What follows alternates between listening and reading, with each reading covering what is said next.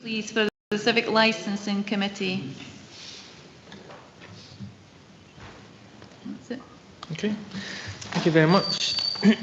Good morning, everyone, and welcome to this hybrid meeting of the Civic Licensing Committee. I'd like to remind all attendees that this meeting is being recorded and webcast live on Angus Council's YouTube channel. I would remind all remote attendees to mute their microphones when not speaking unless they wish to speak, and they should do so by raising their hands remotely. Can I also remind remote members attending hybrid meetings where quasi-judicial matters are being considered, they will not be permitted to participate by audio only and must have their video and camera functions switched on at all times. So, item number 1 on the agenda is apologies for absence. Do we have any? Yes, Convener, there's apologies from Councillor Durno and Councillor Gavin Nicholl. Councillor Speed has joined us remotely and the rest of the members are in the chamber. Thank you very much. Item 2, declarations of interest and statements of transparency. Do we have any from any members? No, see no hands. Thank you very much. Item number 3, minute of the previous meeting. These are submitted for approval as a correct record. Are we happy to agree that? Thank you very much. Item number 4, exclusion of public and press. The committee are asked to note that the public and press will be excluded from the meeting during consideration of item number 9, so as to avoid disclosing confidential information in terms of section 50A brackets 2 and brackets 3B to the Local Government Scotland Act 1973. Are we happy to agree that? Thank you. Item number 5 is delegated approvals. This is report number 33525. Are we happy to note these delegated approvals? Thank you. Item number 6, new applications for a street trader's licence. This is report number 33625. And we have Pauline Matthews and Mr. Derek Murdoch attending us remotely.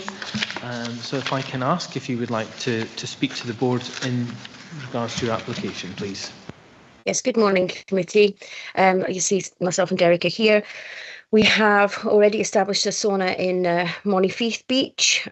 For those of you that are on social media and read the newspapers, you see that there's a hiccup with that. But on the whole, apart from the hiccup with the planning committee, we have been operating for nearly a year in Monifeith, and it's been received really well with the public. We have several groups that attend us on a regular basis, wild swimming groups, etc. And we've actually just been speaking to Scotland's women's rugby team who are coming to use our sauna in part of their recovery. So it has been really well received in the community, and when we applied for the Monifeith sauna last time, it was said by, and I can recognise a couple of councillors that were in that meeting, said, why are you only doing the one? Why are you not spreading it up and down the coast? So taking that idea on board, that's us have applied now for the East Haven and the Carnoustie sites. Thank you. In that case, I'll open up to questions for the applicant from members, if there are any. Councillor Whiteside. Thank you, and thanks, Pauline, for coming along. Just given the information that we've got in front, and if you have got the facilities ready to go, if you like. No. Or, no. No, because to be honest with you, Councillor, they're quite expensive. So, you know, just in case anything happened, we have got one small one, but that is ready to go. But we're maybe going to change our mind and get a bigger facility. But no, we're not ready to go yet. It's too much money to invest in case anything didn't, go through today. Okay, thank you. Thank you. Any other questions from members for the applicant? No. In that case, we will move to building standards for comments from themselves, please.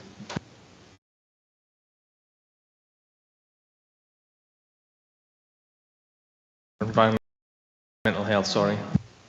Thank you, convener. Yeah, as per our objection in the papers, to date there has been no premises to inspect, nor have we received any of the information or documentation that has been requested to support these applications. Thank you. Any questions for environmental health from members?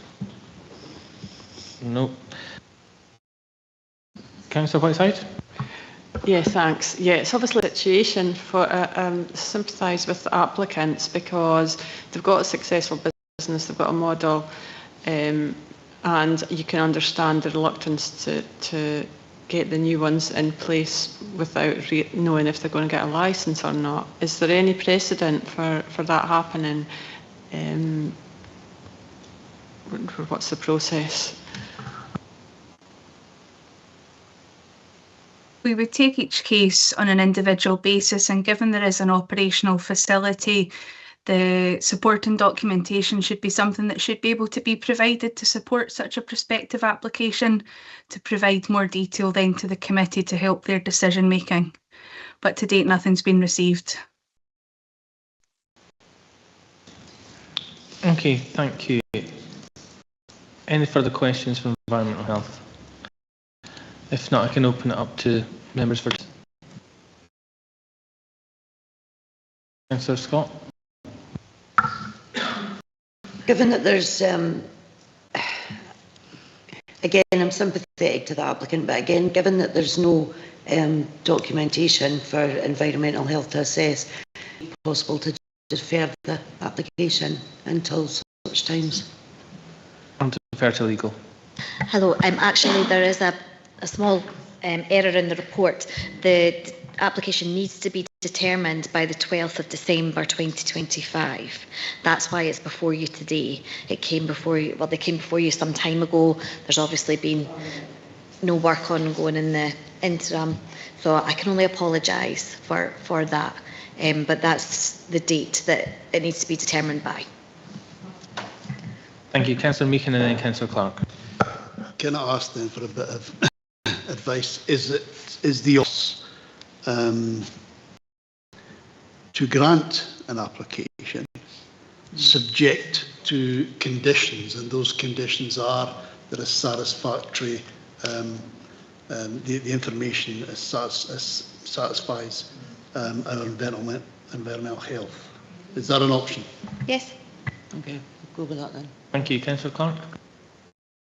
Given that, because I was just about to ask for a deferral and our learned friends telling us that's not possible, I would move that we do then grant today, with the proviso of what Councillor Meehan has said earlier, the environmental information that we cannot get today. It does seem a shame that we wouldn't be able to do that today with your guidance and to be able to get that information as soon as possible. Are there any other comments from members? So I think actually it was Councillor Meehan that moved that. So Councillor Meehan, are you happy to move that we grant the application subject to standard conditions and the information from Environmental Health? Is that correct? Yes, that's correct. Yeah. And Councillor Clark, would you like to second that? I'd like to second the bigger part. Okay. Are we in agreement to that? Agreed. Okay. Thank you. Can I just check with the applicants that you understood what's happened there? Yeah, I think I do. Yes, thank you. So you're granting the application with caveats to environmental health. So yeah, what's the timeline on that?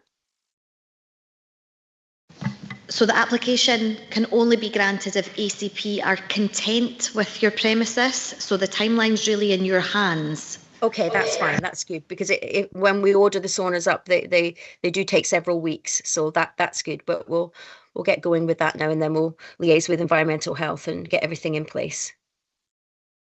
Okay, great. Thank you. Thank you. Councillor Whiteside, did you want? Yeah, can I just clarify? My understanding is that environmental health might be quite content if they get all the paperwork even prior to the equipment. All right. Okay, that's perfect. Thank you. Okay, thank you. We will now move on to item number 7, exception to cinema licence conditions. This is report number 33725, and we have Mr. Damien Murray attending us remotely. Mr. Murray, are you with us? Yeah. Thank you. If you would like to speak to the board in regards to your application, if you have.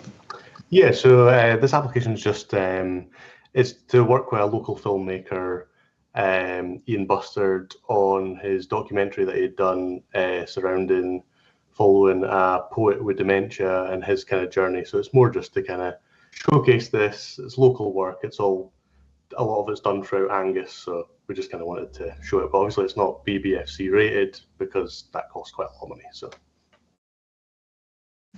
Thank you. Are there any questions from members for the applicant? No?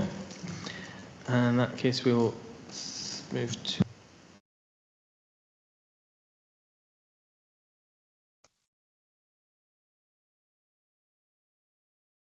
Okay, so we'll move to recommendations. So this is 3.1 and within the papers. It's recommended that the committee determine whether to permit the exhibition of 2 unclassified films, and 2, if the committee is minded to permit the showing of either of both of these 2 unclassified films, determine what, if any, conditions apply to the permission. Councillor Whiteside.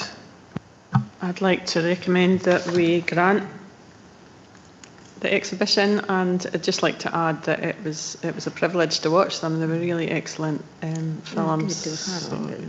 Harrowing, yeah, difficult subject, but very, very, very good, and I hope that people get the chance to see them. So I don't have any particular conditions that I would attach to that. Thank you. Councillor Brace. Yes, well, I would like to second that, and I too thought that they were excellent films and really quite thought-provoking, and wish them well with it if the committee agrees to this. Thanks. Okay, thank you very much. Is that agreed? Great, thank you very much, and good luck with the showing of the films. Thank you. Next, we'll move to item number 8, which is the Sexual Entertainment Venue Licensing Policy Review. This is report number 33825, and we have Jenny Burns to speak to this. Thank you, Convener. Good morning. Yes, the sexual entertainment venues were resolved to be licensed by Angus Council back in 2021, and we require to review that, the policy in relation to that, and committee agreed to commence that review on 15th of May. So this report is to bring this back to the committee after public consultation on a proposed draft. The proposed draft, which amends the current licensing policy, is at Appendix 2. There are 2 main substantive, I suppose, amendments to the current policy. The first is at paragraph 7, and that relates to the current decision that the maximum number of licensed premises would be 0. Now, there has been a case in the meantime in relation to Edinburgh City Council, where they also had resolved that the maximum number of premises would be 0, which is permitted in terms of the legislation. However, it had been assumed that this maximum number was a presumptive number, and that premises could nonetheless be granted licences. Now, this court case against Edinburgh City Council established that the maximum number was the maximum number and that licences could not be issued in excess of that number. So paragraph 7 has been, excuse me, amended to reflect this changed position, or at least clarified position, I should say. The committee in that particular instance, as I say, had assumed, and so this is to present to you that if you wish to continue with a 0 policy, so that you understand that that is a maximum and that there can be no licences beyond that. The other substantive change is in relation to paragraph 10, which makes reference to occasional exemptions. So the law provides that premises are entitled to operate with a restricted number in each year without the need to have a licence. And the wording of the legislation is slightly different in the government guidance which accompanies the legislation. And The amendment in the new draft policy is really to better reflect what the legislation says, there being a slight question, in my view, over the interpretation of the guidance itself. Now, this isn't a matter which the committee, which the council would be enforcing, because it would be a criminal offence if somebody operated out with the occasional licence exemption. That would be a matter for the police to enforce. However, given that these occasional exemptions are referred to in the policy, this has been amended to, as I say, reflect the legislation rather than more closely the guidance itself. So these are the two main substantive changes. Other changes are really to just change the order and so on in relation particularly to these particular changes. So I hope that sufficiently explains the current position. In terms of the decision-making, members required to have regard to the potential impact of licensing on the licensing objectives, which are stated in the report, particularly in relation to these type of licensed premises. Apologies that I don't have them just listed in front of me here. They're listed in the report. Thank you. Any questions for Mrs. Burns from members? No. Any comments? Councillor Meehan? Yeah, I would just comment that this is just if you like, an updating, given a court case and some other stuff, of an existing policy. I have no issues with it whatsoever. Thank you. Anything else from any other members? No. So the recommendations are before us. It's recommended that the committee agree: 1, to consider the sexual entertainment venue policy statement, the consultation draft policy statement, consultation responses and any other relevant information. 2, to revise the sexual entertainment venue licensing policy statement as shown in Appendix 2 or in other terms as they think fit. And 3, to delegate the Director of Legal and Democratic to publish the revised statements. Do we agree to those recommendations? Thank you. Thank you very much. In this case, before we move on to item 9, we'll go into private session. Sarah, would you stop the meeting?